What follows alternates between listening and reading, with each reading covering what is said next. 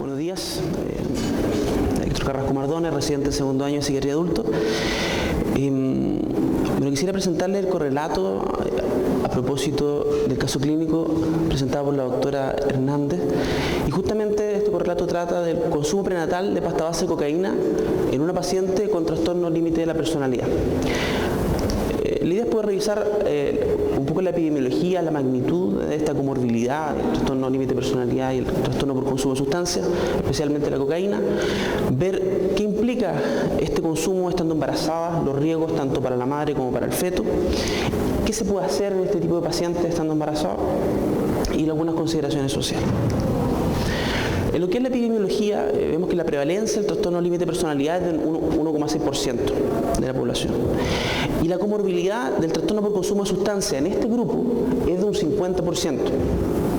Y si consideramos la prevalencia de vida asociada al consumo de sustancia en la población chilena de un 14,4%. Entonces ya tenemos aquí un grado de magnitud, una diferencia en este grupo de pacientes. Ahora, ¿qué pasa en el caso de la cocaína específicamente? En el estudio, en este caso, me va a ser el 11º estudio nacional de droga en población general, que fue publicado por el SENDA en el 2015. Y acá no es trastorno por consumo de sustancias, sino que es el consumo, basta con uno. Y se ve que en la población entre 12 y 64 años, la prevalencia año de consumo de cocaína es de 1,4%. Y la prevalencia año de consumo de pasta base de cocaína es de un 0,5%. Y en embarazadas, más o menos similar. Aunque el N no es muy alto, son estudios que se hicieron por Kimmelman en el hospital, ambos por el Barro Luco, Kimmelman en 1999 y Franco en el 2015. Estos no son declarados, que declararon haber consumido. Y en el caso del primer estudio fue 0,66%, y en el caso del 2015 por Franco de pasta base de cocaína un 0,4% y cocaína un 1,9%, más o menos lo de la población general. El punto es que hay estudios en Estados Unidos hechos en base no a lo que declaran, sino que en base a lo que se mide, ya sea en el meconio o en el cabello, y se ha visto que este valor se dispara de un 1 o 2% hasta incluso llegar a un 9%. O sea, hay un contraste muy importante entre lo declarado y lo encontrado. Eso es importante. ¿Y qué pasa en estos pacientes con trastorno de personalidad límite? Bueno, acá en lo que es el consumo de cocaína.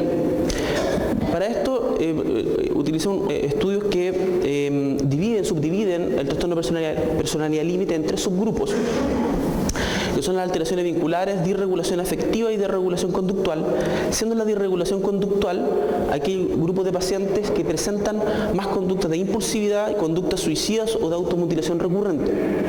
Y en ese subgrupo, el consumo de sustancias, en este caso fueron medidos alcohol, cannabis, cocaína y ansiolíticos, fue de un 63,8%, o sea, ya no 50, incluso más alto, 63,8%, y dentro de los cuales cocaína corresponde al 36,2%. O sea, son niveles altos. Ahora, si tenemos un paciente con un trastorno de personalidad límite que no consume, Walter Alter publicaron en el 2009 un estudio prospectivo de 7 años de duración, en el cual vieron que este grupo de pacientes que no consumían, que tenían trastorno límite de personalidad, a los 7 años un 13% ya presentaba el diagnóstico de trastorno por consumo de sustancias. Y esto independiente si los pacientes se encontraban estables o no. O sea, estos pacientes son de riesgo incluso estando estables y siempre tienen que estar con una constante educación al respecto e intentar evitar que consumen, porque finalmente igual terminan con una tasa de consumo a los 7 años importante. Y para otros trastornos de personalidad esto es de un 6%, o sea, el doble, trastorno de personalidad límite. Ahora que tenemos una idea de la magnitud del problema, los riesgos del consumo de cocaína durante el embarazo, ¿cuáles son? Primero, bueno, son los efectos del consumo agudo de cocaína en el sistema cardiovascular. Tenemos la hipertensión, la taquicardia, arritmia maligna, isquemia miocárdica e infarto. El problema es que el grupo de embarazadas es particularmente especial, tienen una sensibilidad a la cocaína distinta, incluso incluso con dosis que antes no les producían mayores problemas, inconvenientes, síntomas, solo placer, pueden tener repercusiones cardiovasculares importantes y no son dosis dependientes. Aumenta la sensibilidad, pudiendo producir complicaciones entonces más graves. Eso es una consideración. Y lo otro es que hay otras enfermedades que tienen una prevalencia importante en el grupo de las embarazadas, como es la preeclampsia, que en el consumo de cocaína agudo pueden confundirse ambos cuadros, la preeclampsia y el consumo de cocaína. Un paciente con hipertensión, con proteinuria, que lo recibimos en el CEFAM, por ejemplo, es preeclampsia y se envía como preeclampsia. Ese paciente tiene un trastorno personal límite, por ejemplo, ya inmediatamente las alertas tienen que ir porque puede tener, por ejemplo, un consumo de cocaína y esto puede explicarse por eso. Incluso puede confundirse con una eclampsia porque también pueden presentar crisis convulsivas y el manejo es totalmente distinto. Ahora, ¿cuáles son las complicaciones obstétricas? Principalmente el parto prematuro. Acá esto es algo que es muy importante porque el parto prematuro en sí se asocia con muchas otras complicaciones y estos pacientes tienden a tener partos prematuros.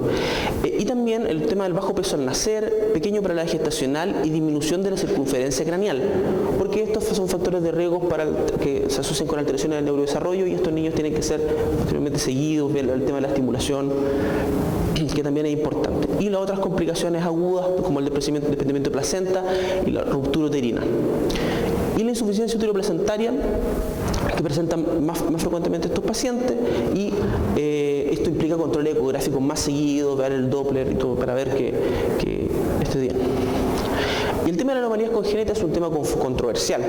Este hecho de la asociación entre el consumo de cocaína y la presencia de malformaciones desde muchos años es un tema muy controvertido, con muchas dificultades metodológicas para poder aclarar el problema, porque son pacientes que tienen múltiples consumos de sustancias, siendo el tabaco y el alcohol, por ejemplo, teratogénicos. Entonces es muy complejo. Pero los estudios prospectivos de mejor diseño, la verdad es que no encuentran relación con anomalías congénitas, como sí se ha encontrado para tabaco, como sí se ha encontrado para alcohol. De hecho, por ejemplo, la paciente dijo: dejé de consumir cocaína y empecé a consumir más tabaco para la seguridad de mi bebé, por ejemplo. Eso no hay evidencia, al revés. Pero por supuesto no debería consumir nada. En todo caso, en la práctica, si el paciente consume cocaína, uno asume que consuma muchas sustancias y un paciente con alto riesgo de anomalías congénitas, de malformaciones congénitas, y se tiene que proceder como tal. Pero la asociación científica, digamos, entre ambas no está establecida. Lo que son las consideraciones periparto también es un grupo especial. La anestesia, por ejemplo, son pacientes que llegan, van, solicitan anestesia, se les va a colocar la anestesia y, por ejemplo, pueden tener trombocitopenia inducida por cocaína y no pueden hacerse la punción lumbar. Puede colocarse la anestesia y no aliviarlas del dolor, pesa la dosis de anestesia, se las trata mal porque como no responden a la anestesia, son a la larga, etc. Y pueden sufrir y tener un parto bastante traumático.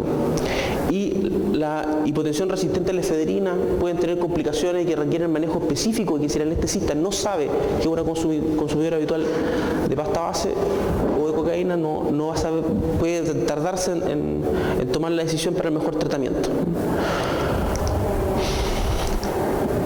Ahora, lo que es manejo durante el embarazo, partir incluso de la parte nutricional. Son pacientes que tienen malnutrición. Incluso la paciente dice que tuvo una pérdida importante de peso cuando consumí. Bueno, y todo esto lleva a que las consideraciones durante el embarazo sean distintas. Las pacientes sin trastorno por consumo de sustancias se suplementa con 30-60 miligramos día de fierro, mientras que en este caso es el doble, 60 a 120. En el caso se debe asociar vitamina C para favorecer la absorción y una suplementación con ácido fólico, que ya no son las dosis solamente de prevención, sino que son dosis como si ya hubiesen tenido un embarazo con dirrafio, o sea, son dosis más altas de 5 miligramos día. El control ecográfico son cada 4 semanas desde las 20 semanas. Ya, eso tiene que ver con el tema ya de las 20 semanas que empiezan a poder verse las malformaciones. Recordar que no tiene que ver con la cocaína, sino con todo lo que traen estas pacientes, todo lo que involucran. Y además por todas las otras complicaciones que vimos, entre ellos la insuficiencia uteroplacentaria. Importante la comunicación entre el psiquiatra, ginecobstetra y anestesista para evitar las complicaciones perinatales. O sea, el anestesista, por ejemplo, que reciba a esta paciente debe saber que tiene esta comorbilidad para proceder de la mejor manera. Y también es importante saber que en el caso de síndrome de abstinencia no existe peligro para el feto en el caso de la cocaína. O sea, si el paciente nosotros lo hospitalizamos, lo sacamos de su entorno de calle, llega acá, comienza con síntomas de abstinencia, eso no significa que le vaya a pasar algo al feto.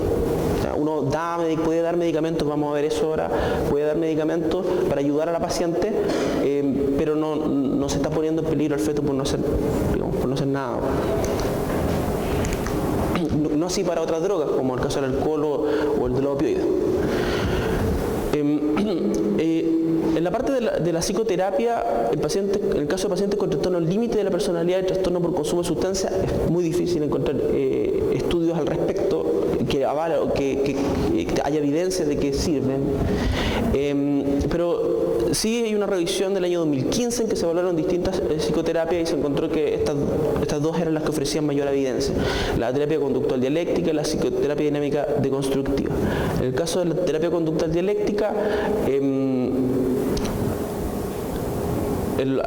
habían mayor tiempo de abstinencia, la remisión completa de 87,5 versus 33,3, que fue el control que se utilizó, el mayor tiempo de remisión parcial.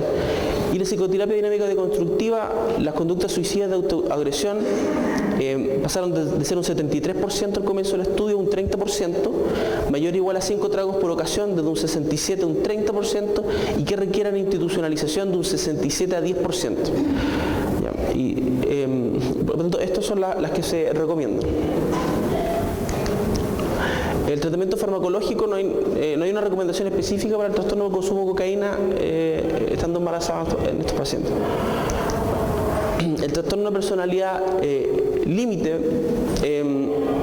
dentro de los fármacos que se pueden usar para los síntomas, el que se utilizó en esta paciente fue, por ejemplo, la olanzapina, y que efectivamente es la que tiene más respaldo en poder utilizarse porque tiene un N más grande. Ya tanto la olanzapina, la quetiapina como la risperidona no existen evidencias de que haya alteraciones en el feto. Sin embargo, los N son muy pequeños, entonces se prioriza desde el que tiene el N más grande hacia abajo para el uso del fármaco. Primero sería la olanzapina con 1100 expuestos, la quetiapina 450 y risperidona 400. Así se van privilegiando. En el caso de la olanzapina puede salir el TTG alterado en el tercer trimestre. Y la aripiprazol, lamentablemente, no hay datos insuficientes como para poder recomendar su uso. Si es necesario iniciar un antipsicótico, lo ideal es que ese antipsicótico sea la olanzapina, que fue lo que se realizó acá. Si el paciente ya se encuentra usando quetiapina o risperidona y se encuentra estable, la recomendación es no cambiar. Estos pacientes también tienen una alta frecuencia de comorbilidad con trastornos del ánimo. En este caso, el ICRS que se prefiere es la sertralina como primera opción, pues puede utilizarse tanto en el embarazo como también posteriormente en la lactancia, a diferencia de otros como el caso del citalopram o la fluoxetina, que en el caso de la lactancia deben suspenderse porque tienen mayor riesgo de acumulación en el lactante. Y es importante decirle a estos pacientes saber que un 15-30% tienen un síndrome perinatal de discontinuación, con irritabilidad, temblor, hipotonía, problemas de succión y sueño, que puede producir bastante angustia en la puérpera, y por lo tanto también es importante decirle que esto podría pasar eventualmente. Y en el caso de la venlafaxina, que ya es un antidepresivo que se usa en casos más, por ejemplo, de depresiones más graves, si el paciente lo usa y el clínico teme que frente a la suspensión vaya a reaparecer el cuadro, la verdad la recomendación es mantener. Tampoco hay evidencia que diga que produzca daño en el feto, pero los N son muy pequeños. En el caso del trastorno bipolar, pacientes que la recaída de un 35% con tratamiento y de un 85% sin tratamiento, por lo tanto el riesgo de suspender el tratamiento es muy grande. Y la recomendación en general es que los pacientes deben mantenerse en tratamiento, si es que lo están. El carbonato de litio inicialmente se planteó que era un fármaco que producía alteraciones, que eventualmente tenía un mayor riesgo de malformaciones cardíacas. Sin embargo, las evaluaciones de la metodología y de los estudios han disminuido ese temor, y la verdad es que si el paciente lo usa se prefiere la mantención del fármaco. Y los antipsicóticos que ya lo señalamos anteriormente. En el caso de la lamotrigina, la dosis hasta 300 miligramos se puede usar, y dosis más alta requiere el nivel plasmático mensual. Y hay que recordar que los niveles plasmáticos caen un 60 o un 65% en el tercer trimestre, por lo tanto los pacientes pueden tener una recaída, pueden tener presentar episodios depresivos o descompensación. Y en este caso se recomienda una medición de nivel plasmático en el tercer trimestre, es lo ideal. Y usar ácido fólico 5 miligramos incluido el primer trimestre. En el caso de las benzodiazepinas, en caso de usarse en el primer trimestre, se prefiere el diazepam por un tema de evidencias. Ahora, el clonazepam que se usó en la paciente tampoco ha demostrado de peso, digamos, que no se puede usar. Lo que sí, el alprazolam y clordiazepóxido no se deberían usar. Y hay que evitar su uso en el tercer trimestre por riesgo de somnolencia y sobredosis del recién nacido. En el caso de los hipnóticos es posible usar el solpidem y la sopiclona, pero por periodos cortos de tiempo. Y en el caso de trastorno por déficit atencional hiperactivo, estos tienden a mejorar durante el embarazo, por lo que se recomienda la suspensión de tratamiento, y en caso de decidir usarse, preferir el uso de metilfenidato. Por ejemplo, si está con la atomoxetina, suspenderla y cambiar a metilfenidato. Todas estas patologías que tienen alta comorbilidad con el trastorno límite de personalidad y por tanto también pueden es necesario saber qué fármacos se pueden usar. Y desde el punto de vista social, me gustaría destacar un estudio retrospectivo del año 2010 al 2012 en Australia con pacientes con trastorno de personalidad límite, y que a la alta hospitalaria se vio cuáles de estos niños permanecían con su madre o no. Un 69% permaneció con su madre, un 19% permaneció con su madre con supervisión, y no permanecieron con su madre un 12%. De las notificaciones de protección, un 52.4% de los pacientes se solicitó una medida de protección, más del 100 veces en relación a pacientes sin ese diagnóstico. Del total de denuncias realizadas durante el año 2011, un 15% se concluyó que estaban bien fundadas. Esto es para la población general, las denuncias para todos. Pero en el grupo del estudio de trastorno de personalidad límite, un 59% se concluyó que estaban bien fundadas. Son pacientes que en general tienen una vulnerabilidad importante, que frente a la notificación, al estudio, cuando se empieza a investigar, se encuentra que efectivamente incluso más de la mitad de las denuncias están bien fundadas. Y esto sin considerar el consumo de sustancias. O sea, si consideramos, podríamos incluso subirlos. A modo de conclusión, existe una alta comorbilidad en trastorno límite de personalidad y trastorno por consumo de sustancias, específicamente el subgrupo de regulación conductual, aquellos pacientes que predomina la clínica impulsiva, autoagresiones, intentos de suicidio, tienen el mayor riesgo. El embarazo de estos pacientes tiene un alto riesgo obstétrico y un difícil manejo de las patologías psiquiátricas concomitantes, por lo que se debe hacer un abordaje multidisciplinario que incluya desde consideraciones nutricionales, como lo vimos con la suplementación vitamínica, psiquiátrica, como lo vimos con los cuidados en relación a los fármacos que se pueden usar, a qué psicoterapias pueden ayudar, obstétricas, e informar al obstetra que de esta condición, para aumentar la serie de ecografías, para estar vigilante a la disfunción uteroplacentaria, buscar malformaciones, al anestesista para evitar las complicaciones asociadas con el no saber que consumía cocaína y el hecho, por ejemplo, que no resulte la anestesia, y las consideraciones sociales, porque estas pacientes son de alta vulnerabilidad y tienden a estos niños a ser, ya sea mediados, digamos, por tribunales para ver qué pasa con sus familias. Entonces son embarazos con alta probabilidad de judicialización. Eso. Muchas gracias.